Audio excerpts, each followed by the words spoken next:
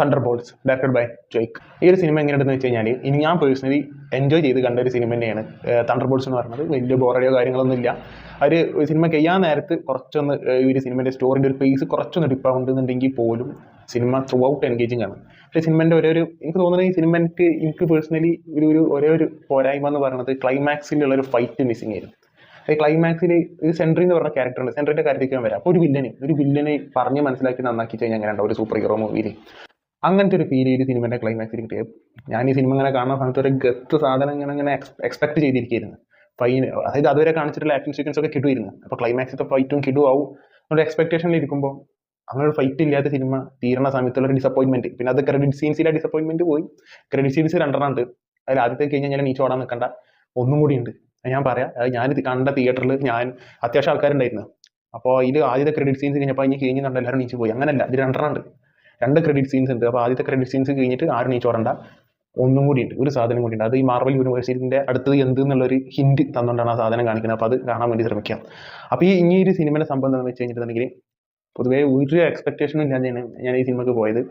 കാരണം ഇതിന് മുന്നേ ഡെഡ്പൂൾ ആൻഡ് വോൾവറിനെ മാറ്റി നിർത്തിയിട്ടുണ്ടെന്നുണ്ടെങ്കിൽ അതിന് മുന്നും അതിന് ശേഷം ഇറങ്ങിയ ഈ റീസെന്റ് ടൈംസിൽ മാർവലിൽ ഒന്നുമില്ല. കാലി വെബ് സീരീസ് അടക്കം, ഡയറക്റ്റബിൾ ബോൺ അഗൈൻ മാറ്റി നിർത്തിയാൽ വെബ് സീരീസുകളടക്കം വൻ ഷോക്കായിരുന്നു. മൂവീസും വൻ ഷോക്കായിരുന്നു. അപ്പോൾ തണ്ടർബോൾട്സ് എന്ന് പറഞ്ഞിട്ട് ട്രെയിലർ കണ്ട് ഇഷ്ടമായിട്ടാണ് സിനിമ കാണാൻ പോയത്. പക്ഷേ ഈ ഒരു സിനിമ തുടങ്ങുമ്പോൾ തന്നെ എനിക്ക് മനസ്സിലായി അതായത് ബ്ലാക്ക് വിഡോന്റെ സിസ്റ്റർ ഉണ്ടല്ലോ, ഇലീന എന്നാണ് തോന്നുന്ന പേര്, 31 ജമ്പിങ് സീൻ വെച്ചിട്ടാണ് ഈ ഒരു സിനിമ തുടങ്ങുന്നത്. ആ സമയത്തുള്ള VFX കണ്ടപ്പോഴേ മനസ്സിലായി. VFX കാരണം നല്ലതാകുമ്പോൾ നമുക്കൊരു എക്സ്പെക്ടേഷൻ വരും സിനിമയിൽ എന്തെങ്കിലുമൊക്കെ ഉണ്ടാവുന്നത്. പിന്നെ അതിൽ വരുന്ന ആക്ഷൻ സീക്വൻസുകൾ കണ്ടു കഴിഞ്ഞപ്പോൾ മനസ്സിലായി ഇത് സാധാ സംഭവം ഇല്ല എന്നുള്ളത് മനസ്സിലായി. ഇവർ എന്തെങ്കിലും ഒരു സംഭവത്തിൽ ഉണ്ടാവും എന്നുള്ളൊരു എക്സ്പെക്ടേഷൻ വന്നു. അത് അതേപോലെ തന്നെ പോയി. പക്ഷേ ക്ലൈമാക്സിന് മാത്രമാണ് എനിക്ക് ആ ഒരു സൂപ്പർ ഹീറോ മൂവി, നല്ലൊരു സൂപ്പർ ഹീറോ മൂവി കണ്ട ഒരു സാറ്റിസ്ഫൈഡ് ആവാത്തൊരു സംഭവം വന്നത് ആ ക്ലൈമാക്സിന്റെ സമയത്താണ്. But it's fine. അതിന്റെ മുന്നൊക്കെ അത്യാവശ്യം നല്ല രീതിയിലാണ് പോയിട്ടുള്ളത്. പക്ഷേ ഇതിൽ എടുത്ത് പറഞ്ഞ ഒരു സാധനമുണ്ട്.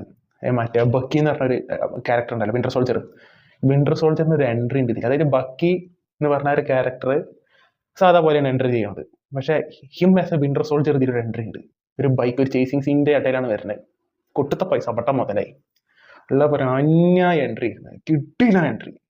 തീരെ നമ്മൾ പ്രതീക്ഷിക്കണമില്ല. ആ കൂളിംഗ് ഗ്ലാസ് ഒക്കെ വെച്ച് ഹെൽമെറ്റ് ഒന്നും ഇല്ലാതെ, അതായത് വിന്റർ സോൾജറിന്റെ വിന്റേജ് സാധനം ഉണ്ടല്ലോ, വിന്റർ സോൾജർ എന്ന് പറയുമ്പോൾ കിട്ടുന്ന സാധനം, ആ ഒരു ഫീല്. കാരണം മാർവലിൽ ഒരു 10 കൊല്ലം ബാക്കിലേക്ക് പോയ ഒരു ഫീല് ആ സിനിമയിൽ ബക്കിന്റെ എൻട്രിയിൽ എനിക്ക് പേഴ്സണലി കിട്ടുമായിരുന്നു.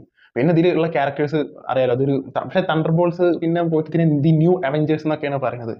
അവർക്ക് എത്രത്തോളം ഫലിക്കുന്നുള്ള എനിക്കറിയില്ല. ന്യൂ അവഞ്ചേഴ്സ് എന്താ പറഞ്ഞ് തിരിക്കഴിഞ്ഞ് വേറെ ക്യാരക്ടേഴ്സ് വരുമോ, എന്താ സംഭവം എന്നുള്ള അറിയില്ല.